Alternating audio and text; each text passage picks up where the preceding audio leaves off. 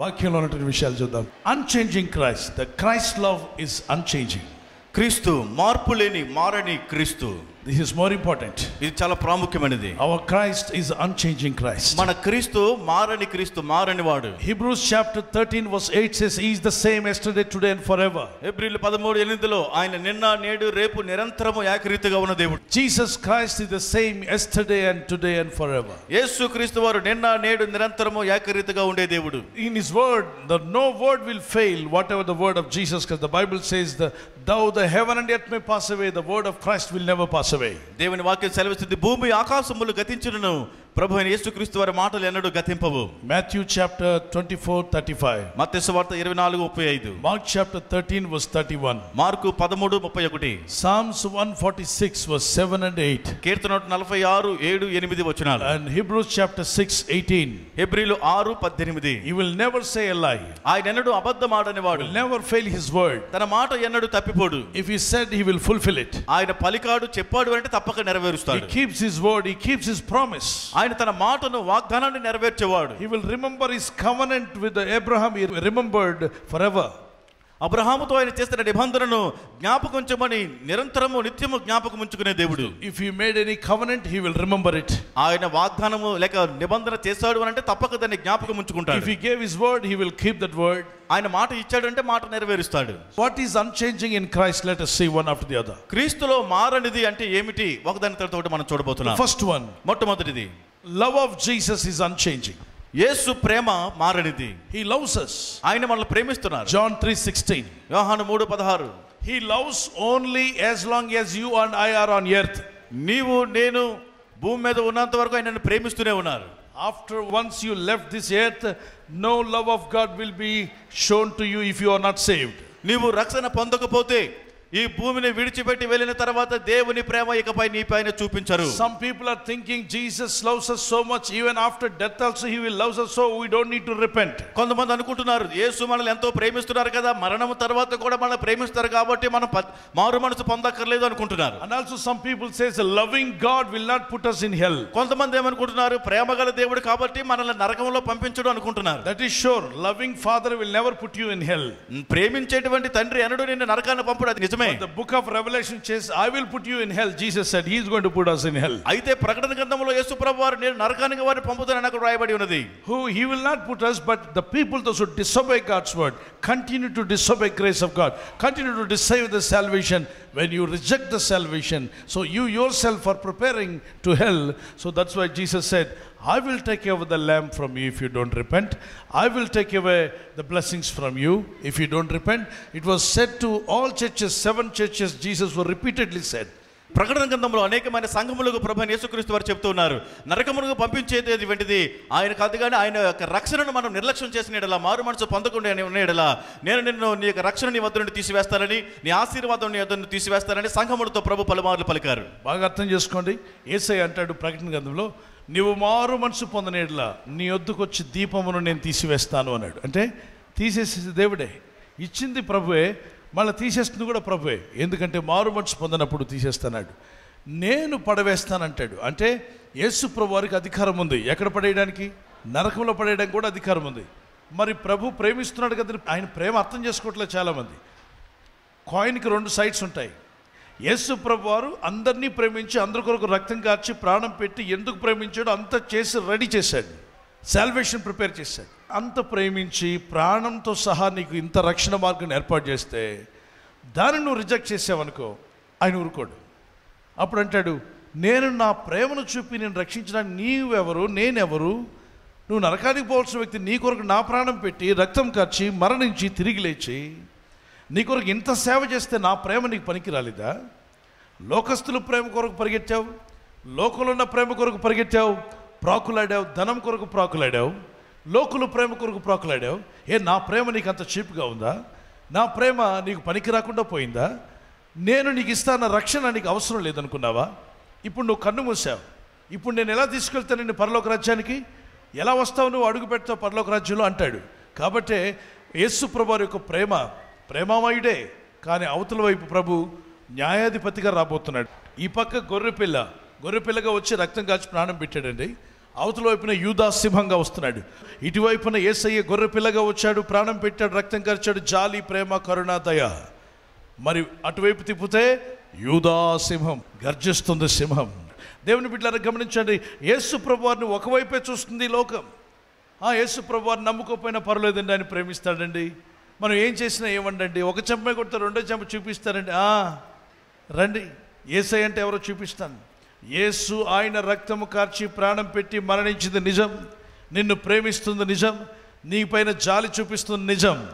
కానీ నువ్వు సచ్చేదాకా నమ్మకుండా, ఆయన ఇచ్చిన రక్షణను నిరాకరించి, ఆయన ఇస్తున్న జీవమును నిరాకరించి, ఆయన చూపిన ప్రేమకు లోబడకుండా ఉంటే, కన్ను మూసిన తర్వాత ఏ దేవుడిని కొరకు రక్తం ఖర్చాడు ఆయన నేరుగా నరకానికి పంపిస్తాడట. అందుకే బైబిల్ రాస్తుంది, I will put you in హెల్ అంటాడు. ఒక దగ్గర అంటాడు, నేను దీపస్తంభం తీసేస్తానంటాడు. మరో దగ్గర నేను చీకట్లో పడవేస్తానంటాడు. దేవుని బిడ్డలారా, యేసు ప్రేమమయుడే. ఒకవైపైనా చూస్తున్నావు, అవతల వైపు ఆయనకు కూడా ఆయన న్యాయాధిపతిగా రాబోతున్నాడు. నెక్స్ట్ ప్రభు రాబోతుంది ప్రపంచం మీదకి, న్యాయాధిపతిగా, జడ్జిగా రాబోతున్నాడు. ఒక రోజున వెళ్తున్న ఒక వ్యక్తి దారిలో వెళ్తున్నప్పుడు చూశాడట, కేకలేస్తున్నాడు, అరుస్తున్నాడు, పక్కవాడిని కొడుతున్నాడు. భిక్షగాడు దారిలో వెళ్తున్న ఒక వ్యక్తి కారు ఆపి, బాబు ఎందుకు కొడుతున్నావు అతనంటే, సార్ వాడికి 10 రూపాయలు వచ్చాయి సార్, నాకు ఏం రాలేదు సార్. రాలేదని నువ్వు కొడతావా, తప్పు కదా, ఇది 100 రూపీస్ ఇస్తున్నాను, వాడిని ఎవరిని కొట్టకు, ఈ 100 రూపీస్ వాడుకోమన్నాడు.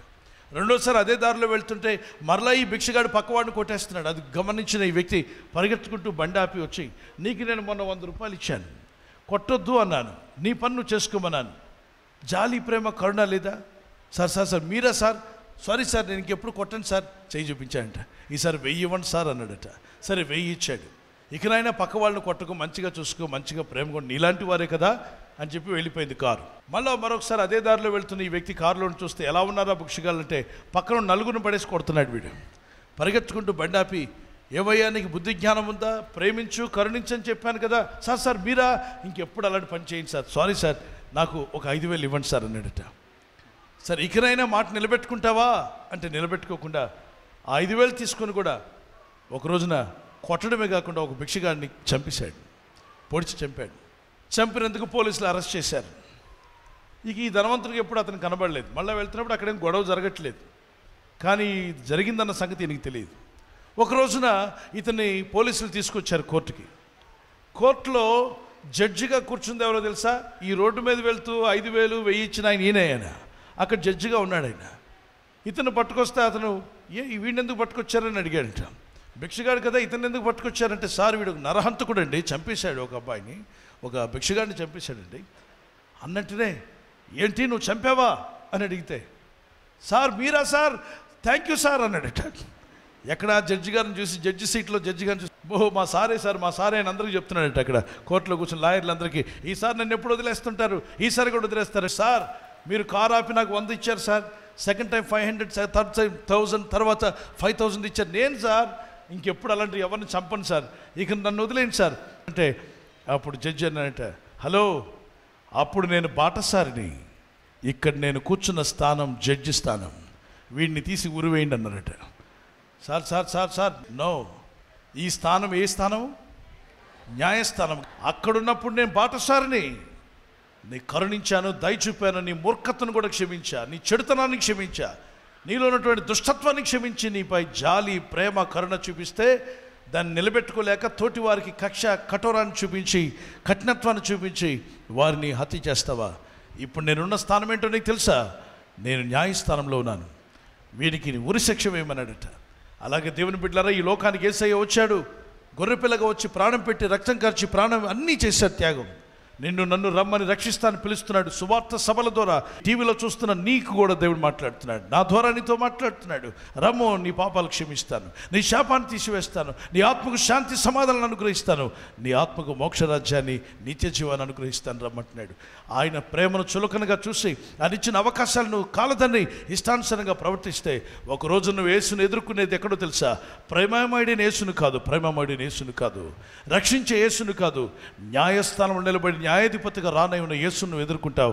అప్పుడు నిర్దాక్షిణంగా ఆ ప్రభువే చెప్తాడు, ఇన్ని అవకాశాలు ఇచ్చినా నువ్వు నమ్మలేదు కదా, ఇన్ని అవకాశాలు నీ ముందు సాక్ష్య సమూహం పెట్టినా నువ్వు ఏనాడు అంగీకరించలేదు కనుక నీవు కోరుకున్న నిత్య నరకానికి వెళ్ళిపో.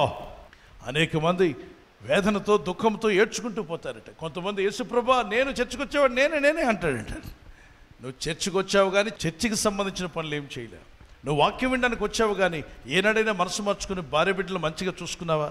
చర్చికి వచ్చావు కానీ నీ మనసు మార్చుకొని దేవునితో సమాధాన పడ్డావా? మారు మనసు పొంది బాప్తిసం కూడా తీసుకోలేదా నీవు? కనీసం సువార్త పనిలో కానీ పరిచర్యలో కానీ దేనిలోనూ పాల్గొనలేదే. నీ ఆత్మను కఠిన హృదయములుగా చేసుకున్నావు. అంతేకాకుండా ఎంతసేపు చీకట్లో బతకాలని ఆశపడ్డావు. నేను పగటి సంబంధిగా నిన్ను చేస్తే నువ్వు రాత్రి సంబంధిగా బతికావు. నేను నిన్ను పావురంలాగా మారుస్తానంటే నువ్వు అర్ధరాత్రి తిరిగే గబ్బిలంలాగా తయారయ్యావు. నువ్వు ఒక గుడ్లగోబో వేషాలు వేసావు కానీ ఏనాడైనా పావురం వల్లే బతికావా అని దేవుడు అడుగుతాడు. ఆ రోజు రాకముందే we need to change. Yes, God's love never changes, but the same love demands all of us to repent and come back to God. దేవుని ప్రేమ ఎన్నడూ మారనిది. అయితే అదే ప్రేమ మనందరము మారు మనసు పొంది దేవుని ఎదుగు తిరిగి రావాలని మనల్ని బలవంతం చేస్తుంది. The first thing, he still loves us. ఆయన మనల్ని ప్రేమిస్తూనే ఉన్నారు. If you have any sin in your life, నీ జీవితంలో ఎటువంటి పాపమును కలిగి you may be ఉన్నావు, addicted to some sin, నీవు పాపానికి బానిసవైపోయి ఉన్నావు, addicted to any drugs, ఏ మత్తు పదార్థానికి బానిసైనా, any kind of things that is ruling over you, నిన్ను నాశనం చేస్తున్నటువంటి దేనికైనా నువ్వు బానిస అయి ఉన్నప్పటికీ, any evil habit that you A have. దురలవాట్లు అయినప్పటికీ, But one thing is sure, ఒక విషయం మాత్రం వాస్తవం, Jesus still loves you, my brother. యేసు నిన్ను ఇంకా ప్రేమిస్తున్నాడు సహోదరుడా. Why he loves you? ఆయన నిన్ను ఎందుకు ప్రేమిస్తున్నారు?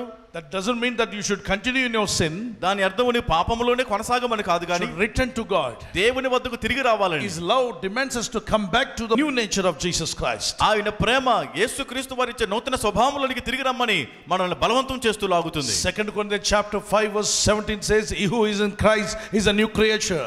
2 కొరింథీ 5:17 వచనంలో యేసుక్రీస్తు నందున్నవాడు నూతన సృష్టి అయి ఉన్నాడు. You are a new creation. నీవు నూతన సృష్టి. Gives you new heart, new mind, new soul.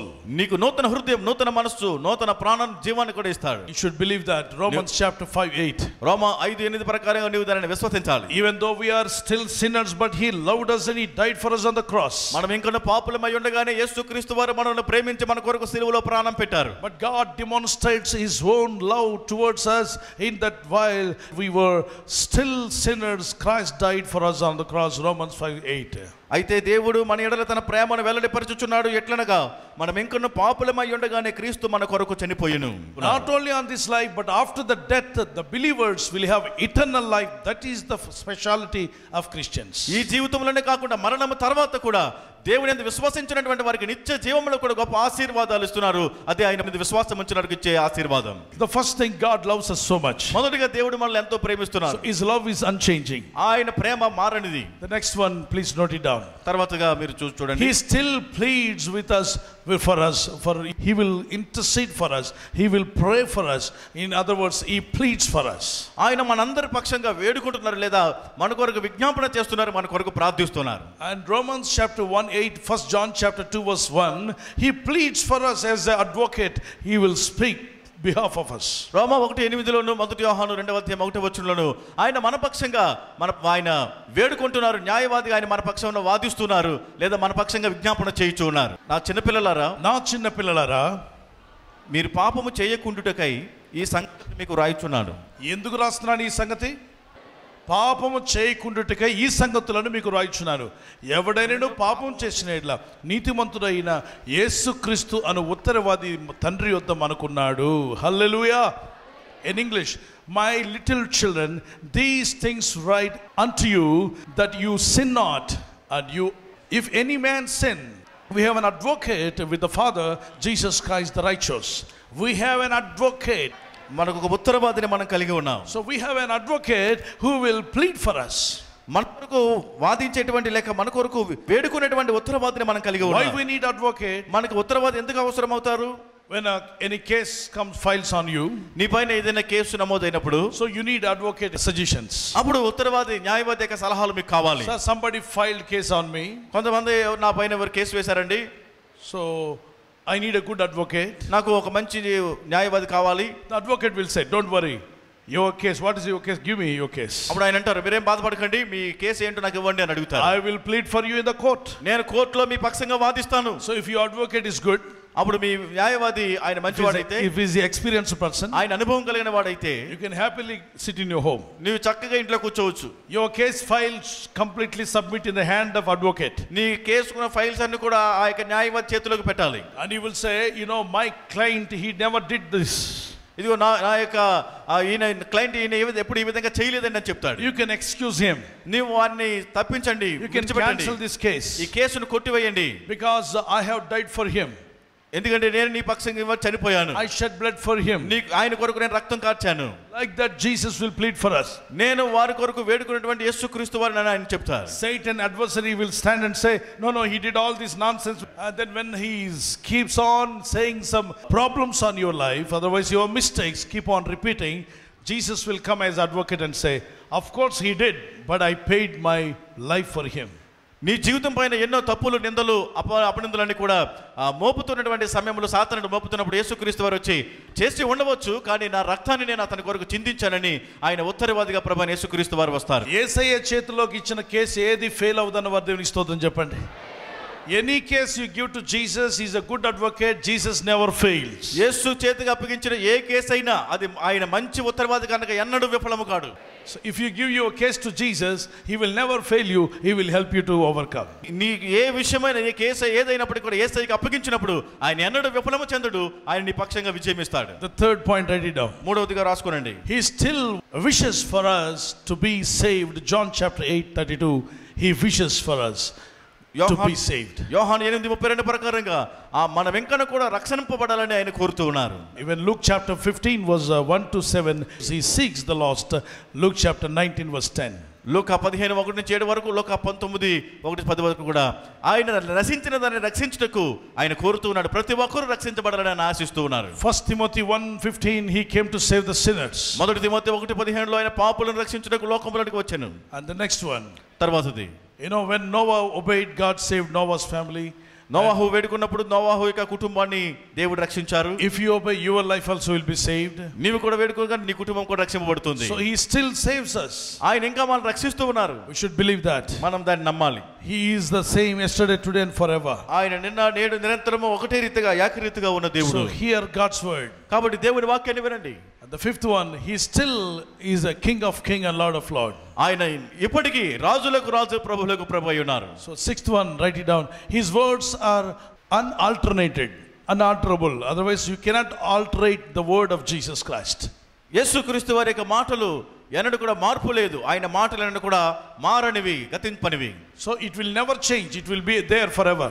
అవి ఎన్నడూ కూడా గతింపవు, మారవు, నిరంతరము నిలిచినవి. The seventh one also you can write it down. 7వదిగా కూడా మీరు రాసుకోనండి.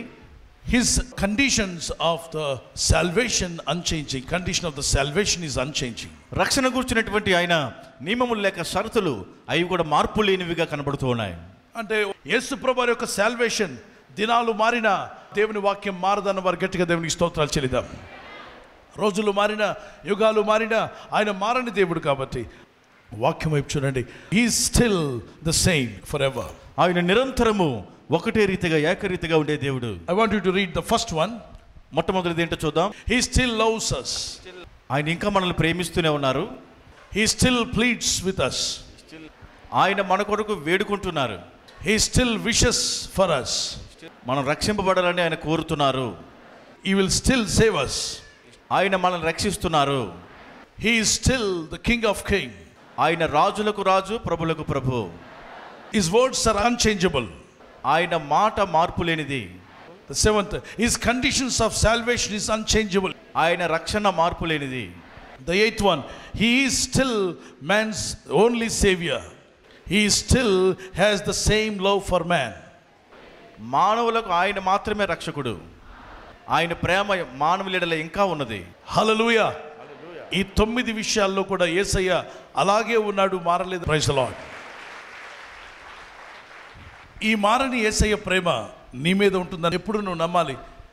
యేసయ్య నా మీద కోపంగా లేడు, ఆయన నన్ను ప్రేమిస్తున్నాడు. He is my loving dad. He loves me more than anybody in the world. ఆయన లోకంలో అందరికంటే అధికంగా నన్ను ప్రేమిస్తున్నారు. మిమ్మల్ని ప్రేమించే వ్యక్తితో మీ హృదయం విప్పి ఏమీ దాచుకోకుండా మాట్లాడవచ్చు. ఎందుకంటే ఆయన నీకు హాని చేయడు కానీ నీకు మేలు చేస్తాడు. కనుక ఏదైనా చెప్పాలంటే ఎవరితో చెప్పుకుందాం? ప్రేమించే యేసయ్యతో. నీ కష్టము, నీ బతుకులో ఉన్న బాధ, నీ గుండెలో తగిన గాయాలు, నీ మనసుతో అయిన బాధ, వేదన ప్రేమిస్తున్న యేసయ్యతో. ఆమేన్. ఆయన నిన్న నేడు నిరంతరము ఆ రోజు అద్భుతాలు చేస్తే ఈ రోజు కూడా నీకు అద్భుతాలు చేస్తాడు. ఆ రోజు వారిని దీవిస్తే ఈ రోజు కూడా నిన్ను ఈ ఫెయిత్తో మీరు ఉండండి, అద్భుత కార్యములు జరిగిస్తాడు, ఆశ్చర్యకార్యాలు జరుగుతాయి. Let's pray. If you take a decision, lift up your hand to God. Father, I believe that you are the same for ever.